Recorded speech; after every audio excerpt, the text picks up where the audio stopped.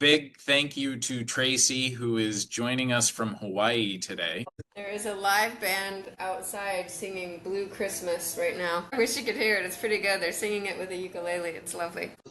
Okay, today's going to be fairly brief, just kind of a review of all the things we go through on a monthly basis. Next year, we're going to change some of those things. We're going to update the schedule. And right now, I'm actually working on my investment thesis for 2026. And there's definitely some interesting stuff coming up in 2026 and specifically through the end of this decade. And so I won't touch on a lot of that in this call, but I will release my investment thesis and start talking about some new topics in our January meeting. So this was an email that went out that mentioned what your returns were year to date, how many meetings we had, how many calls, and those types of things, just to give you an idea of our contacts with you. So we thought that would be fun this year, and we'll start doing that on a more regular basis. Great. Well, then we will jump in to all the good stuff. So like I said, we're going to do our normal 2025 agenda, and then we'll move on from there. So the market is about where it was last month at this time. I do suspect that with the Fed cutting interest rates, and I haven't seen, I'm going to check here real quick to see if we have a update. Yeah, a quarter point cut. With the Fed continuing to cut interest rates and them ending quantitative tightening, I think we're going to have a expansion or growth of assets in 2026.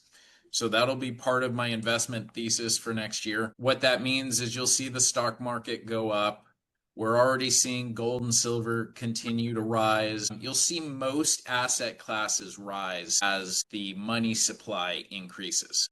Treasuries, this is as of a couple days ago. The yield was on the 20-year was 4.78. That's the highest it's been in a little while.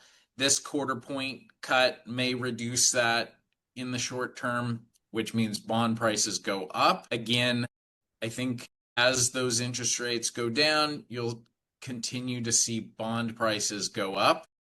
It didn't happen as fast as I expected this last year, but I do think once Trump gets his Fed chairman in, you're going to see a much more significant cutting of interest rates, potentially 1% to 2% in a fairly short period of time. And again, that does drive up bond prices. So the bonds you hold would go up in value. You'll see the phenometer is moving more towards the middle and eventually towards the more aggressive Fed policy. I think you'll see that jump again in January when we see a new head of the Fed. Shiller PE ratio. Just as a reminder to everyone, what this is looking at the entire stock market and how many years essentially of current earnings it takes to equal the value of the stock market. So historically, it would take 16 to 20 years to equal the value. We're at 40.46, second highest point in history, and it continues to rise. So we were at 40.26 last month. So that's just showing that the stock market is getting more and more overvalued. And you'll notice every time it's gotten overvalued, it has a significant drop down. So we're not there yet. As I said, the Fed is going to make the money supply go up, which will make inflation go up, but it will also inflate assets. So people that own assets will do quite well. Trueflation, we're at 2.5%. The historical norm is like 2.76 or something like that. So we're still below historical normal inflation levels. I do expect inflation to rise. However, I also expect income to increase. So the way that happens is, number one, there'll be more money supply as the Fed starts to loosen what they're doing. But also, the tax policies that have been instated will actually mean you keep more of your money. So you actually have more, so those dollars go further, even as things get more expensive. So to give you the inverse of that, a couple years ago, we had inflation up near 15-20%. And at the same time, earnings were going down. Real earnings, meaning you made less per dollar, more went towards taxes, more went towards other things. And so your real net income was actually going down versus inflation. So it made inflation worse. What I expect we'll see going forward is, even though inflation will be above where it is now, the increase in income will offset and hopefully exceed what the inflation rate is. Gold has been a huge indicator of fear around the dollar and the dollar becoming worth less. So since I want to say 1913, the dollar has lost about 97% of its purchasing power. So I expect that will continue. But as part of my thesis, we're going to be talking about gold and how it can solidify the value of the dollar and specifically the value of treasuries. So that's something we'll talk about next year. But one of the theories that I brought up on this call early in the year, maybe even last year, was that we could see gold at 5,000 an ounce. At the time, we were well below 3,000, well below 2,500 an ounce. One of the ideas was that we would peg the dollar to a $5,000 ounce of gold, meaning $1 was 1/5,000th, or 1 ounce of gold was $5,000 worth, which, by the way, that has happened twice in history where they pegged the dollar to gold and it had an immediate increase in the price of gold. So we could see that. I'm seeing numbers that far exceed 5,000 an ounce. That has yet to be seen. I do expect to see the price of gold continue to rise through 2026. And the same is the case with silver, which, by the way, is over 60 an ounce now.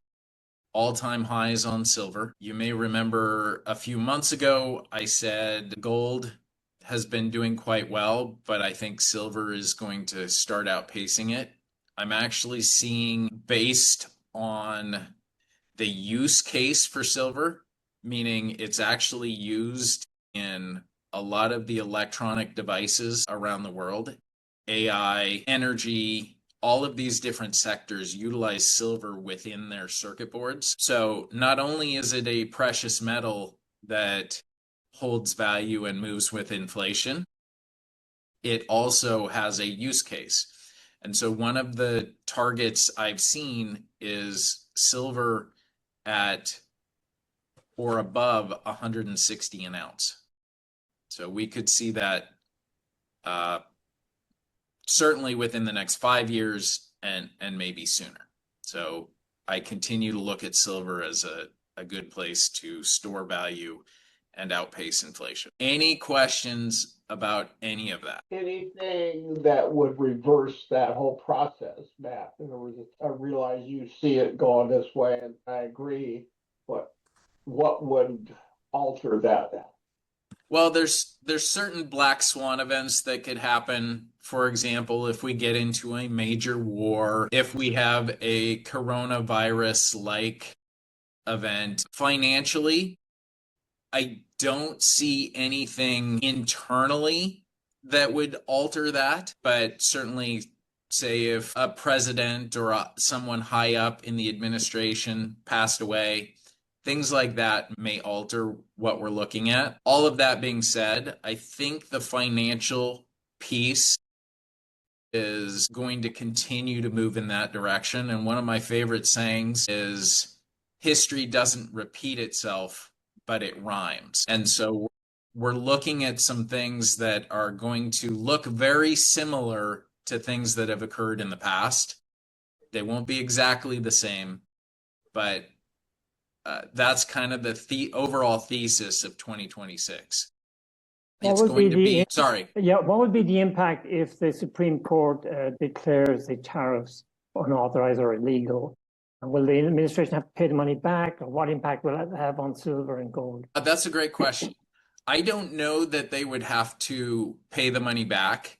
What I do know is that the current administration, and this is from Scott Bessent in a recent interview, he said it would be bad if the Supreme Court decided against the tariffs, but he said they have many different ways to do the same thing. So one of them would be getting the tariffs to be passed through Congress. One of them would be specifically making agreements, not tariffs, but other agreements with countries, which is ultimately what the tariffs are for, to bring other countries and companies to the table. So I think it would be less of an issue than what we're seeing. That being said, specific to gold and silver, countries are buying up gold and silver for their reserves right and left. And I don't see that changing at all, whether the tariffs are considered legal or not. So I do suspect those will continue to go up. Any other questions? Okay, we'll get into the disclosures. I do have I do have one question, Matt. Sure. What makes you predict that the tariffs won't have to be paid back if the Supreme Court denies them? Oftentimes with legal decisions like that, they are from the time the decision is made. Oh, okay. So it could be that they decide retroactively that it has to be paid back, but oftentimes if it's a serious gray area and there's some discussion between the justices, they'll say from this point forward. I see. Okay, thanks. Yeah, okay. So you may remember last month we talked about some topics that we're going to be discussing in 2026. Again, I'm going to talk about our investment thesis for 2026. Part of that is the valuation. How do we value things? So the PE ratio, for example, that we looked at, the Shiller PE ratio. And then how do we invest when valuations are high? And how do we invest when valuations are low? And so there's a very distinct difference between how we invest at those two different points. So we'll go into that. Raising the floor. This is one of the most important parts of investing, being able to limit your downside, capping how much you can lose based on the black swan events that we just can't anticipate. And that's one of the very big parts, especially in a high valuation market, of how you want to invest. You want to really limit that downside. Importance of being on the right side of interest rates. So in our Keynesian economy, which is based on debt and based on purchasing, basically, you have to keep buying or the economy falters, making sure you're on the right side of that interest rate. Are you earning interest or are you paying interest? And so that's a big discernment that a lot of investors are not aware of and maybe not looking at in the way they should. And so we'll touch a little bit more on that. in 2026. And then alternative investments. There is a huge shift in the international banking markets and the underlying system. And we've talked a little bit about this in the past. The SWIFT banking system, which is the largest banking system out there, it takes days for money to settle from place to place. And there's going to be a switch. And I don't know who the winner will be or how it will be implemented, but it's already starting to be implemented, where the rails that the banking system works off of currently is going to change. And it'll be instantaneous settlement. So you sell something to somebody and their money is in your account same time, instantaneous. And that speeds up the process of business. As we were talking about with the economy, purchasing is the most important part. So you being able to now use that money instantaneously for something you purchase or paying employees or whatever that is changing. And so part of the thesis will be discussing what those changes look like, how you can be invested in it, what that potentially looks like in 2026 and over the next half decade. And then the importance of cash flow, especially when we have volatility to the downside, having dividends and interest coming in when you're retired, when you're not earning money, when you're not contributing to the accounts anymore, to be able to buy assets and continue to grow the number of shares and the holdings that you have. That's the biggest way that we can outpace inflation, is by continuing to invest at lower prices. So those are the big takeaways for 2026. I have about 6 pages of notes on my thesis, and I'm going to start putting it together, and we'll have it by the time we do our next call. Any questions or concerns about any of that? I have a question about raising the floor. Somehow or another, partway through what you were saying, I lost it. Okay. So raising the floor means capping the amount of losses you can take in your account. So, for example, if you're 100% in stocks and the stock market has a potential to drop 43%, that means you have downside risk of 43%. Most, if not all of you, would have a very bad day if you dropped 43%. And so most of you have a cap on your downside of about 12.9% right now. Some of you less, some of you maybe a little bit more, but that's a huge difference from where the stock market downside is. And so again, when valuations are high, you want to make sure you're limiting the downside or raising the floor of where your accounts can go. And you do that by changing your investments? Yep. How you allocate things limits the downside risk. Exactly. So when they drop the SWIFT system, will it be similar to PayPal or Resolute?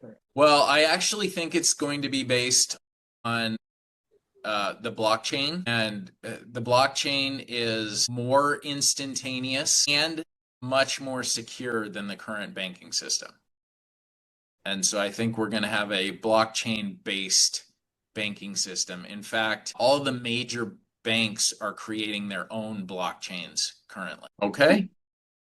Happy holidays. Merry Christmas. I'm sure I'll speak with a few of you before the end of the year, but it's really nice to see you guys. All right, yeah, All right. great. Merry Christmas. Merry Christmas. Holidays. Happy holidays. Hello, Right. everyone.